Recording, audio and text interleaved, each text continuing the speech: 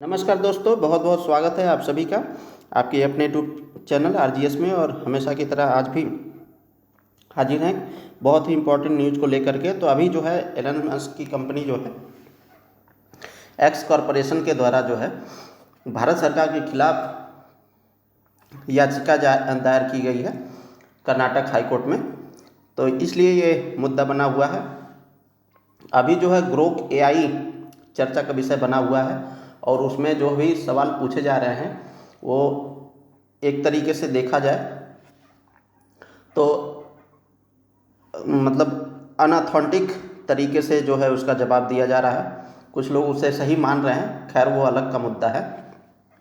लेकिन यदि हम एज ए प्रशासक बनने का ख्वाब देख रहे हैं तो हमें ये देखना पड़ेगा कि हमारे देश में कोई भी कंपनी इस तरीके से भारत सरकार के खिलाफ कोई बयानबाजी न करे जिससे उसके संप्रभुता को चोट पहुँचे।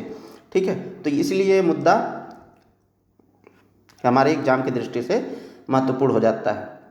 तो चलिए बात करें तो एक्स कॉरपोरेशन, जिसे पहले हम लोग ट्विटर के नाम से जानते थे, इसने क्या किया है, केंद्र और राज्य सरकारों द्वारा सामग्री को ब्लॉक करने के आदेश जारी करने के तरीके को लेकर के कर्नाटक उच्च न्यायालय में चुनौती दी है। तो यहाँ पर जो तरीका अपनाया गया है उसे जो है ये कंपनी जो है अवैध ठहरा रही है।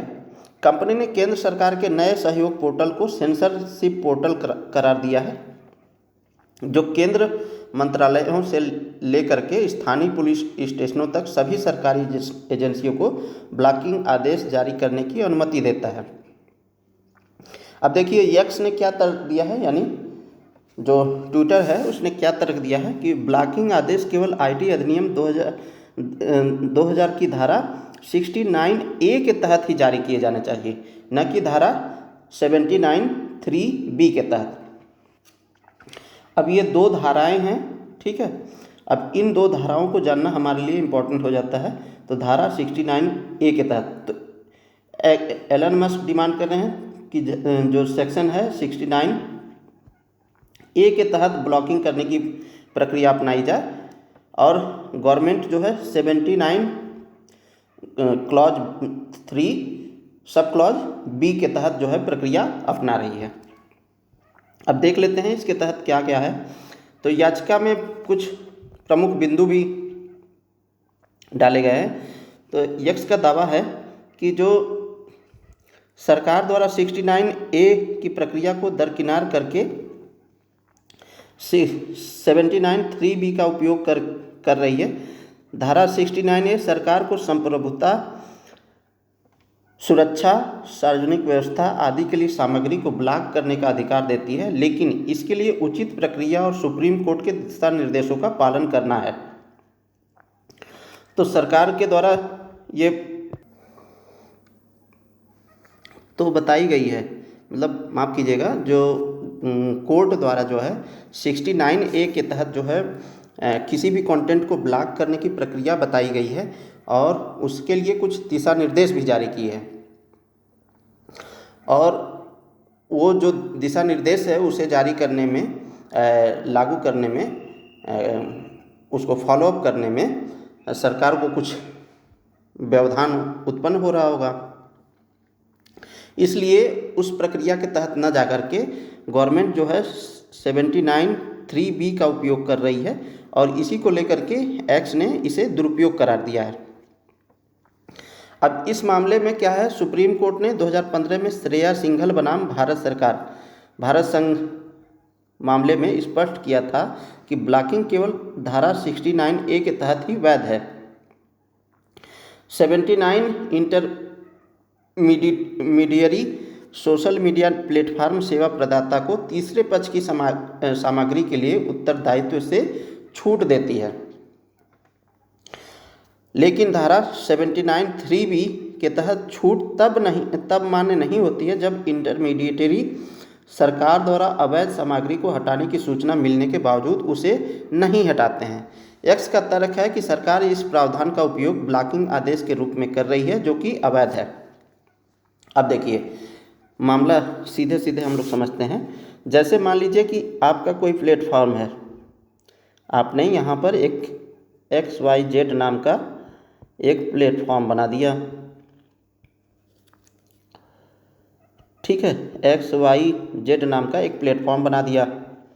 अब ये सोशल मीडिया प्लेटफॉर्म है। यहाँ पर कोई व्यक्ति है A, ठीक है, यहाँ पर कोई व्यक्ति है B। अब ये दोनों जो है इस प्लेटफॉर्म से जुड़े हैं। अब यहाँ पर क्या है कि सपोज A ने आपके खिलाफ यानी B के खिलाफ कुछ कह दिया, ठीक है, तो B जो है इसके खिलाफ कुछ कार्रवाई कर सकता है 79 के तहत, अगर इस XYZ प्लेटफॉर्म को छूट मिला है। यदि 79 के तहत XYZ को छूट नहीं दिया गया हो तो B जो है इसके खिलाफ तो करेगा ही, A के खिलाफ तो करेगा ही, साथ ही साथ इस प्लेटफॉर्म के खिलाफ भी कर सकता है, XYZ के खिलाफ भी याचिका दायर कर सकता है, ठीक है। और सरकार क्या कहती है कि एक बार जब ये 79 के तहत जो है छूट हटा देती है, यानी इस XYZ प्लेटफॉर्म को जो छूट मिला हुआ है 79 के तहत, अगर उसे हटा देती है तो जो ये B पर्सन है XYZ के खिलाफ भी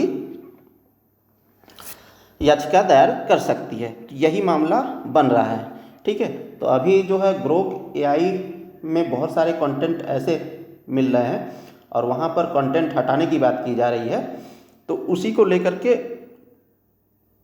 ये विवाद खड़ा हुआ है। चलिए बढ़ते हैं आगे की ओर, और इससे पहले यदि आप चैनल पर नए हैं तो चैनल को सब्सक्राइब कर लें, साथ ही साथ अन्य लोगों तक भी शेयर करें।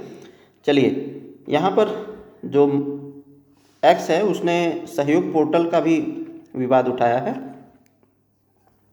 तो केंद्र सरकार ने अक्टूबर 2023 में सभी मंत्रालयों, राज्य सरकारों और पुलिस प्रमुखों को धारा 79(3)(b) के तहत सामग्री ब्लॉगिंग के लिए अधिकृत कर दिया था। इसके बाद गृह मंत्रालय ने सहयोग पोर्टल बनाया जो स्वचालित रूप से इंटरमीडिएटरी को नोटिस भेजता है और तुरंत कार्रवाई की मांग करता है। यक्स ने इसे सेंसरशिप पोर्टल बताया है जो कानून का उल्लंघन है। अब यहाँ पर मेन मुद्दा है ऑटोमेटेड जो नोटिस जारी होती है उसको लेकर के।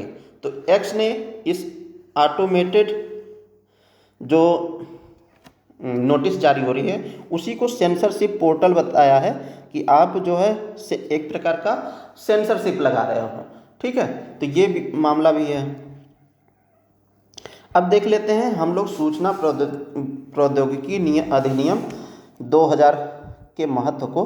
तो ये 2000 में सूचना प्रौद्योगिकी अधिनियम लाया गया था, IT एक्ट। तो डिजिटल लेन देन को कानूनी मान्यता दी गई थी इसके तहत, और ई-कॉमर्स ऑनलाइन सेवाओं के लिए विस्तार में मदद करता है। साइबर अपराध पर नियंत्रण जैसे हैकिंग, डेटा चोरी और साइबर हमलों के खिलाफ सुरक्षा प्रदान करता है। ई गवर्नेंस को बढ़ावा देता है, सरकारी सेवाओं के डिजिटलीकरण में सहायक है। नवाचार को प्रोत्साहन मिलता है, IT आधारित संसाधनों को कानूनी समर्थन देता है। इसके साथ ही साथ डिजिटल सुरक्षा का ढांचा भी तैयार होता है। व्यक्तिगत और कॉर्पोरेट डेटा की सुरक्षा सुनिश्चित होती है किसके तहत? सूचना प्रौद्योगिकी अधिनियम 2000 के तहत, ठीक है। अब इस प्रौद्योगिकी में IT एक्ट 2000 में कुछ कमियां भी हैं, जैसे साइबर अपराध की अस्पष्ट परिभाषा है। अभी तक बहुत सारे ऐसे अपराध हैं जिसमें उसको लेकर के क्लेरिफाई नहीं किया गया है कि कौन से अपराध साइबर अपराध में आएंगे, कौन से अपराध साइबर अपराध में नहीं आएंगे, ठीक है। हैकिंग और पहचान चोरी जैसे अपराधों की स्पष्ट परिभाषा का अभाव है। गोपनीयता पर सीमित ध्यान दिया गया है, डेटा सुरक्षा को पूरी तरह से कवर नहीं करता है। साथ ही साथ कमज़ोर प्रवर्तन साइबर अपराधों में निगरानी में तकनीकी संसाधनों की कमी है। तकनीकी बदलाव के साथ साथ अप्रासंगिक AI, क्रिप्टो करेंसी और इंटरनेट ऑफ थिंग्स IoT जिसे बोलते हैं, ठीक है, जैसे नए क्षेत्रों को शामिल नहीं करता है। जाहिर सी बात है 2000 में यह अधिनियम आया था, ठीक है, और इसके जारी होने के बाद, अधिनियम के बाद 2025 चल रहा है, तो 25 साल का समय बहुत होता है जुबली ईयर। और इस दौरान जो है बहुत सारी चीज़ें डेवलप हुई, जैसे इंटरनेट ऑफ थिंग्स, वस्तुओं को इंटरनेट से जोड़ना, ठीक है, एआई आ गया है, क्रिप्टो करेंसी आ गया है, तो विभिन्न प्रकार के नए टेक्नोलॉजी आ गए हैं। तो उस कंडीशन में जो है इसमें कुछ बदलाव नहीं किए गए हैं इस अधिनियम में, तो ये भी इसकी एक खामियां हैं। नई साइबर अपराध की अनदेखी की जा रही है, जैसे साइबर बुलिंग, रिवेंज पॉर्न और डीप फेक को प्रभावी रूप से कवर नहीं करता है। साइबर बुलिंग क्या है? जब कोई व्यक्ति किसी को परेशान करने के उद्देश्य से, यानी डराने के उद्देश्य से, उसको मानसिक रूप से क्षति पहुंचाने के उद्देश्य से, उसकी इमेज धूमिल करने के उद्देश्य से इंटरनेट का प्रयोग करके उसके साथ जो है मतलब इस तरीके का व्यवहार करता है कि उससे जो है उसके मनोविज्ञान को ठेस पहुँचे, भावनाएं जो है उसकी भड़क जाए, तो उसे क्या बोलते हैं? Cyber bullying. वहीं रिवेंज पोर्न क्या है? रिवेंज पोर्न का मतलब कि किसी व्यक्ति का, सपोज ये एक्स पर्सन है, ठीक है, और ये वाई पर्सन है। वाई पर्सन ने क्या किया? फ़ोटो क्लिक किया अपने कैमरा से, ठीक है, एक्स पर्सन का, और अपलोड कर दिया अपने फेसबुक अकाउंट पर, व्हाट्सएप अकाउंट पर, चाहे जहाँ भी सोशल मीडिया पर, बिना इनके सहमति के, बिना एक्स पर्सन के सहमति के इन्होंने अपने फेसबुक अकाउंट पर अपलोड कर दिया।